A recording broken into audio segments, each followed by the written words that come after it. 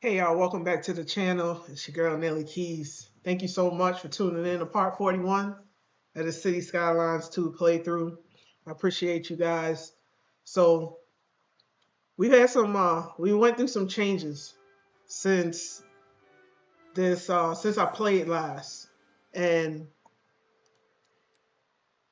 you know, been running into a few issues and was able to kind of make it back as far as the money and stuff, but I'm not gonna lie, I've played a little bit and I haven't recorded. I just want to take some time to kind of get to get to know the game a little bit better, a little bit further, and really just dive into it. For lack of better words. And so I've created some new things. I've learned about some new districts and stuff. So as you can see, the city's pretty vast. It's coming together pretty nicely. Um, Traffic is still a thing that that chaps my behind, but one of the things I'm coming to grips with is that right now my city is at about 125,000, almost 126,000 residents, and the numbers going up. So I mean, when you think about that in the grand scheme of things, it's not possible for you to have that many people in a city and not have some traffic congestion here and there. So I'm going to try to talk through things on this one, which is something that I don't typically do, like but with everything that I've learned, I want to go ahead and share what I've learned for anyone that's currently playing this while they build their own city, or they're looking to get into the game. I don't want you to make the same mistakes that I did, and I want to kind of give you a better glimpse into things, and also share with you things that I wish I had known before I started. And one of the big things that you're going to see me doing moving forward is the creation of districts. So districts is something that, if you look at a lot of my other City Skylines playthroughs, I never really spent a lot of time on districts. I've always kind of been where I'm very much focused on just building my residential, building my industry, and with a little bit of focus on commercial. Later in game, then I kind of shift focus a little bit away from industrial, and then kind of go solely into offices and stuff, because one of the things that playing City Skylines the way I've played for all these years, I realized that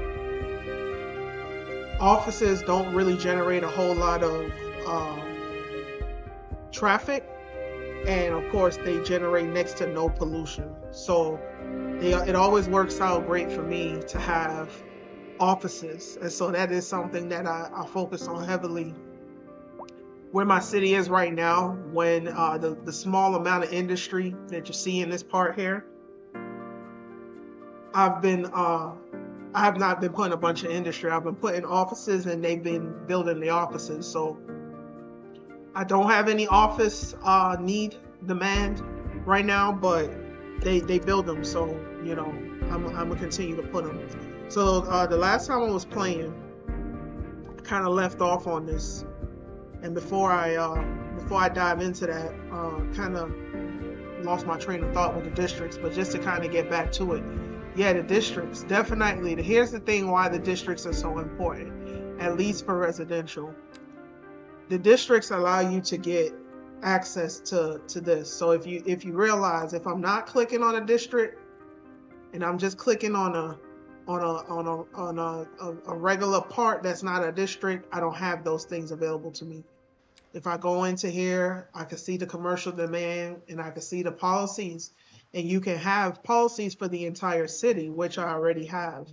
I have high speed highways, so my highways don't have a speed limit. So I have that checked. I got a pre-release program So it allows prisoners to get enrolled in educational programs before they're released from prison.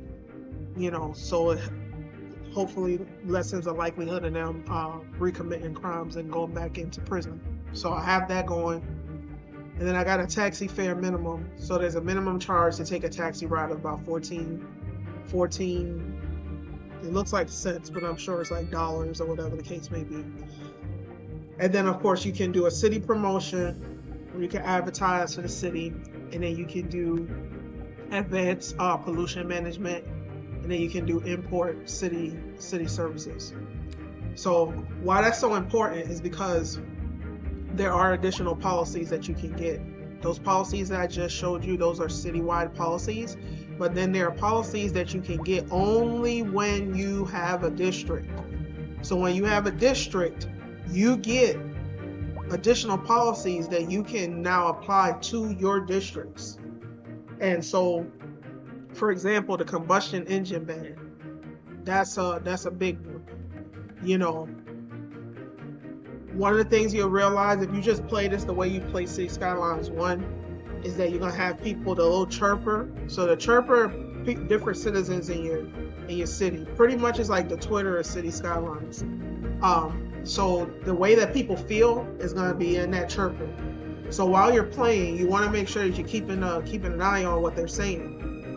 If they're complaining about things, if they're excited about things, like you want to know what's going on, because the things that they're excited about, you want to continue to bask on those things, and the things that they don't really like too much, you want to go ahead and try to fix them. So the ground pollution, the noise, the too many things like right now, new and old customers find us at 42 High Street.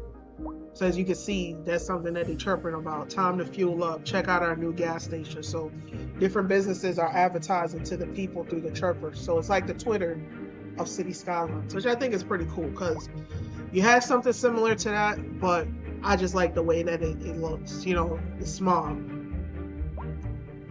So they want us to do something about pollution. Well, we got industry. I'll check out the pollution at some point, but that's not a big focus of mine right now. But bringing it back, how that chirper is linked to the districts is because within the districts, like, the combustion engine ban, stop fuel burning vehicles from going in these districts unless they belong to that district or they're doing something for that district, like the garbage trucks, things like that. Energy consumption awareness. This helps you as far as lowering your energy consumption, because the thing that's so important about Cities Skylines 2 versus Cities Skylines 1 is that you actually can export and get paid for your for your excess energy. So the more energy that you can save, the more money you can make. So that's why that's very important. Then the gated community one. So only people that's living in this district are allowed in, which is going to help you because you don't really want people that's not a part of this district in this district. So, if you live in the South or you live in a suburban, you know what a gated community is. It's pretty much a community that a gate runs around the entire thing, and you got to have a key card to come in. And while that could be bad in some cases, it could be good in cases. In this case, it reduces the crime in the area. City services can still come in, so the garbage trucks, the medical stuff, the fire department, they can still come in and do what they need to do. So you don't have to worry that if you have that check, that's not going to get taken care of. The heavy traffic ban. This one is key. This one is key when you're doing a district. Here's why. As you can see, I put this district here. So I'm from Brooklyn. So anybody that's from Brooklyn, shout out. Make sure y'all drop in the comments. I was born and raised in Brooklyn, so a lot of the cities and stuff that my districts and stuff that you guys are going to see is going to be named after our Brooklyn city. It's just going to, I was born and raised there. I didn't leave until like 19, and so even though I've been, living here in Georgia for a while, my upbringing is Brooklyn. So a lot of this city in particular, you're gonna see a lot of Brooklyn Brooklyn cities, a lot of Brooklyn named streets and stuff like that. So that's where they're all inspired from. They're inspired from my beginning. But either way, one of the things that you'll realize is that I have an airport now. So in part 40, I don't think I had the airport yet. The airport is something that I unlocked it while I was playing in the previous ones, but the airport is something that I placed since when I wasn't recording. So yeah, the airport is newer, but if you realize the way I got the airport designed here is, of course, it's one way, but there are little throughways, and this district that we're talking about in particular is East Flatbush. And so if you look here, I got this little city zone right here. I got some solar panels here, which should help as far as not having a lot of traffic on that side. But I do have this roundabout. It's a major throughway coming right through here. And so it will be very easy for people that are using the interstate to use East Flatbush as a cut through to get to the airport. By having this heavy traffic ban and also having the gated community, it makes it that people are going to be unless they going to be rule breakers, which I've seen other people's videos and they had a few jaywalkers here and there. Unless they rule breakers, they're going to be coming through here. They need to be using Park Street. They need to be using Park Street or probably Woodland in order to get around East Flatbush, because East Flatbush you shouldn't be busting through. You shouldn't be busting through Cherry Street. This is for the people that live in or doing business in East Flatbush. So that should help with the noise, because if you look, if I panel the camera here, the easiest way to get to the airport, if you coming off this roundabout, is Cherry Street. It is Cherry to Sycamore. And then Sycamore, the way I did this, just to make sure that traffic wasn't crazy over there by the airport, is I went ahead and I made it a one-way street. So I made it a one-way street, 3 lanes. And it's running pretty nice and smooth for right now. So I think things are working out great for right now. We'll see how things continue to develop. But yeah, by having this heavy traffic advisory has been issued for the immediate area due to poor road conditions. Please exercise caution if you must drive, and try to stay off the streets until conditions improve. This has been a local public service announcement. You're listening to Second Moon, the epitome. The heavy traffic shouldn't be in here. You roam. So they're going to have to go around in order to go to the airport. And then also, there's this other roundabout way that I made over here. Good news. We're joined today by an expert guest. Oh, is that shaded? Oh, okay. Welcome, shaded. Professor. So a housing shortage is bad for the people trying they can also go around this way, but humans are there's traffic over here. Desire certain representations within look at this traffic, y'all. This traffic is just horrendous, man. Entirely apart from the actual rewards enjoyed. For example, I don't know, y'all. One final question, Professor. Is the housing shortage going to make me richer? We're going to figure that out, though. We're going to try to figure out another roundabout way. I like the sound of that. Everybody just kind of piles in one lane, and so that kind of makes it where it just sucks. Thank you, Professor. I didn't put on recycling because I'm not at a point where at the time when I was building out my infrastructure and everything, I did not have recycling unlocked, and then I used those points and invested it elsewhere.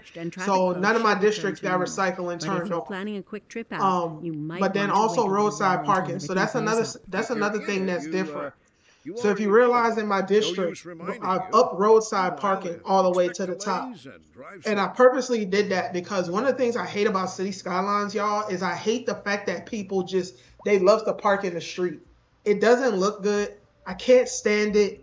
And since I live now in Georgia, even when I go back to visit New York, that's one of the things I can't stand. I can't stand to see vehicles parking on the street. So a lot of what I'm trying to do is I'm trying to deviate these folks from parking in the street. So I literally got, for you to park in the street, it is at the highest that it could be. And that's because I don't want them parking in the street. Like, I just don't. So I make sure that I put a lot of parking lots. You know, I try to check the parking lots and make sure there's still spacing. And like, as you can see with these ones, like all of this is buildable space that I could have put houses in. But I purposely put parking lots there. And then I use these type of roads mainly. So that people can walk. Walking is definitely something that I push in my cities. So I like to use these service roads. Like King Street here, it is not a regular street. That's why you don't see people going up it. It's a street for service folks and pedestrians. So it's like one of those streets you'll see like in a mall, or like you got streets like that in some parts around like Central Park and stuff in New York. But you know, at the end of the day, I got the parking fee is much less to park in the parking lot than it is to park on the street. But of course, you're gonna still have knucklehead people that's parking in the street. And all of these are families. These are family people parking in the street. So I guess they gonna just pay the $50, but it's you know, it's gonna be what it's gonna be. But yeah, let me go back to it. I think that I have one more thing I want to show you guys before we did a little bit of building. I got a few minutes here, so we're gonna do a little bit of building before we go. But another speed bumps, that's another thing. So I don't know if you guys have ever dealt with it as far as a speed bump, but yeah, a speed bump is you know, you want to slow people down, like you don't even have to put a stop sign or anything like that. You just put in speed bumps. And so they are literally speed bumps that there's a speed bump thing that you can put speed bumps. So it reduces the speed while driving within the district. And it not only lowers the chances of accidents, but it also brings down the noise pollution significantly. So if you set up your city, and this is something I wish I had did, every single residential district, I recommend putting in speed bumps, because they get to complaining about the noise. And as you can see, like since we've been playing, and if you go look at some of my older ones, one of the main reasons I'm also focused on East Flatbush is because look at how many times the buildings have been upgraded. And the buildings have been upgraded because the place is nice to be. It's a nice place to live. Like, look, we're running at a regular speed and everything is running nicely. And it's a nice place to be because it's not noisy. There's plenty parking. There's, you know, there's different types of housing. Peak traffic is not cutting through here. Look, 3 more upgrades. The houses are upgrading in here. So that's why it's so important, y'all. Like, I think I'm gonna name this one the breakdown of districts, because if you are not using districts, if you don't plan on using districts, you're gonna have a hard time building the City Skylines. And see, the City Skylines 2, excuse me. See, in City Skylines 1, districts was optional. It was not required for you to have districts unless you wanted to do something specific, like for the industry, like you wanted there to be, you know, oil, or you wanted there to be like certain types of specific industry, like the oil, the woodery, like logging and things like that. Those were the only times you had to use districts. They don't make you use districts in City Skylines 2, but you'll have a much better city. Like when we started this, we were like 127, 126, almost 127. We've broken over that 127, and look at where we're sitting. Look at where we're sitting as far as our expenses and stuff. So in revenue and taxes, we collected over 11 million. We got about almost 2 million in service fees. and we're not doing anything as far as the service trade because I haven't figured that out yet. And honestly, we're not to the point where we can outsource healthcare. Like, I don't want outside people coming in and using our healthcare. So even that I've been doing. Like, for example, this clinic is supposed to be for this one right here.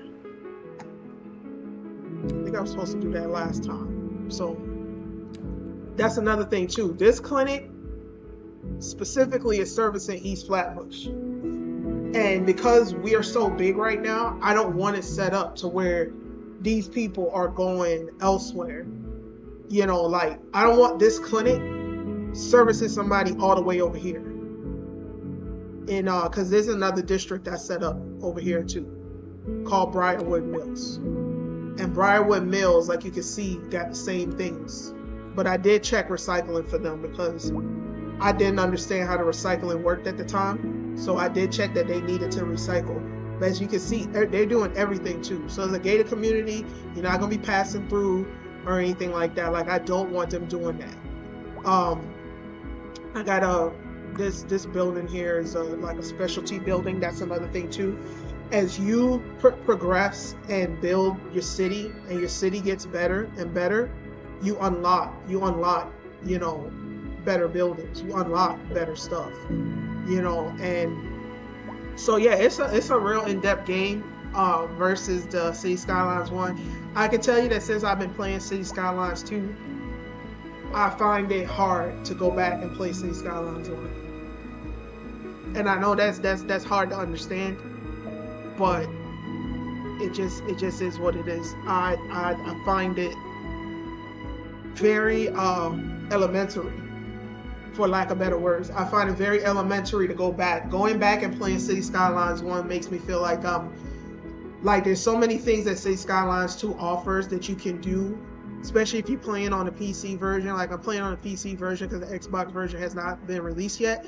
And I'm thinking that this is a blessing in disguise for me, because I'm not gonna lie to you, I'm like an Xbox, you know, fan to the core. And had Cities Skylines 2 already dropped on Xbox, you guys would be watching me play it on Xbox. I wouldn't be playing on the PC. But because I wanted to play it, I'm like, I had to get used to the controls, and I had to do stuff. And I'm like, I gotta learn because I want to play. But, you know, it is what it is. I hope you guys, we didn't get to build anything, but you guys make sure that you tune in for part 42.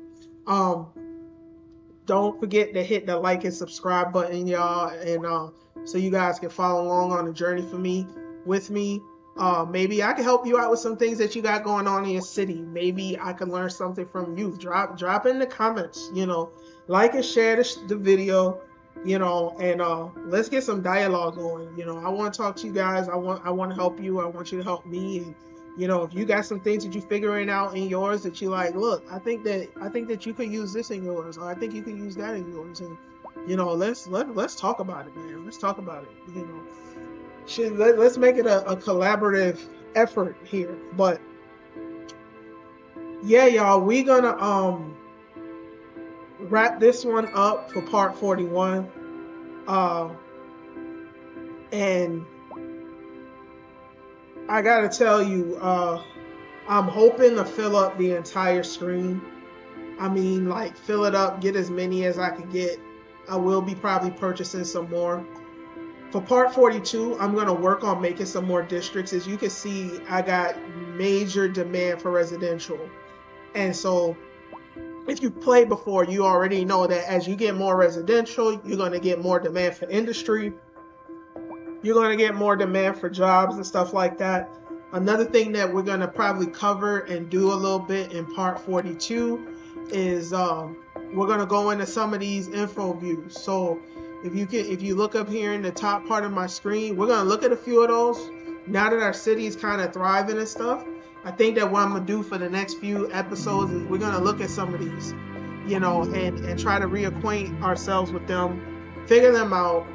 You know, see what all they do. How can we use them to our benefit?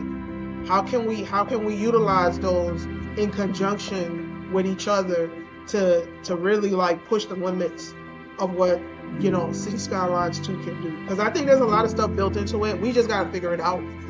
But either way, y'all, we're going to close this one out for today. I'm sorry I didn't get the build.